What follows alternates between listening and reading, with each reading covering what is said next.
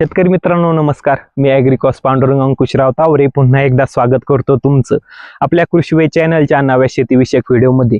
शेतकरी मित्रांनो, आपण आपल्या जे काही शेत आहे त्यामध्ये जे काही उन्हाळ्याच्या सीझनमध्ये वेगवेगळ्या प्रकारचे जे काही पीक हे करतो, मग त्यामध्ये टरबूज असन, खरबूज असन, काकडी, खिरा, टोमॅटो, मिरची, भेंडी.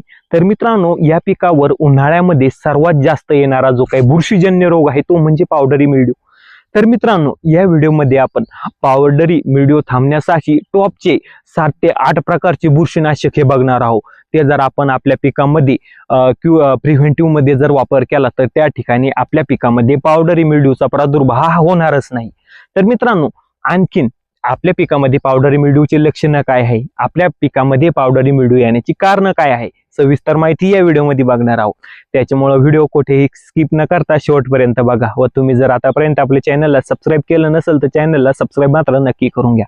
शेतकरी मित्रांनो, जी काही पावडरी मिल्ड्यू ही जी काही बुरशी आहे ती आपल्या पिकामध्ये आणण्याचं काम, तिचा प्रादुर्भाव आपल्या पिकामध्ये पसरवण्याचं जो काही काम आहे ते करतं. त्या जीवाणूचं नाव आहे इर्सिफॅलिस स्पेसिस. हा या काही स्पेसिसचा जो काही जीवाणू आहे तो आपल्या पिकामध्ये पावडरी मिल्ड्यूला पसरवण्याचं काम करतो. मित्रांनो, आपल्या पिकामध्ये पावडरी मिल्ड्यूची लक्षणे हे काय काय असतात. सर्वात पहिलं लक्षण, आपल्या पिकांच्या पानावर जे काही पांढरा कलरचा पावडर सारखा हा थर जमा होतो. त्याचबरोबर आपल्या पिकाची पाने ही पिवळी पडतात. त्याच्यानंतर आपल्या पिकाची फुलगळ होते. फुलधारणा जर झालेली असली तर त्या ठिकाणी ड्रॉपिंग ही जास्त होते. झाडाची वाढ ही कुठली जाते.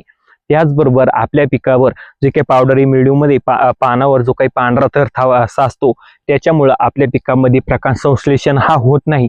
त्याच्यामुळे आपले पीक हे स्ट्रेसमध्ये जाऊ शकतं. मित्रांनो, आपल्या पिकामध्ये पावडरी मिल्ड्यू ही येण्याची कारण काय काय आहे. तर मित्रांनो, सर्वात महत्वाचं म्हणजे अति थंड आणि कोरडं वातावरण. त्याच्यानंतर जर आपण दाट जर लागवड केलेली असलं तर त्या ठिकाणी पावडरी मिल्ड्यूचा प्रादुर्भाव आपल्या पिकामध्ये होऊ शकतो. जर नत्रयुक्त खतांचा जर वापर आपण जास्त केला तर त्या ठिकाणी सुद्धा पावडरी मिल्ड्यूचा अटॅक आपल्या पिकामध्ये जास्त होतो. जर जास्त ओलसर वातावरण किंवा बेड एखादा जास्त ओलसर असलं तर त्या ठिकाणी सुद्धा पावडरी मिल्ड्यूचा प्रादुर्भाव आपल्या पिकामध्ये जास्त होतो. तर मित्रांनो, हे झाले पावडरी मिल्ड्यूचे कारण आणि त्याचे लक्षण. तर मित्रांनो, आपल्या पिकामध्ये पावडरी मिल्ड्यू थांबण्यासाठी चला तर बेस्ट बुरशीनाशक बघूया. तर मित्रांनो, सर्वात पहिले बुरशीनाशक आहे ते म्हणजे ॲमिस्टार टॉप, दुसरं आहे लुना, तिसरं आहे मेरिऑन, चौथा आहे मिरावेस ड्युओ. तर मित्रांनो, त्याच्यानंतरचं टिल्ट, त्याच्यानंतरचं कॉन्टाफ, मायनेक्स, ESC हे जे काही आदामा कंपनीचं आहे हे सुद्धा वापरू शकतो. एनव्हिल सिंगझंटा कंपनीचं सुद्धा हे सुद्धा वापरू शकतो.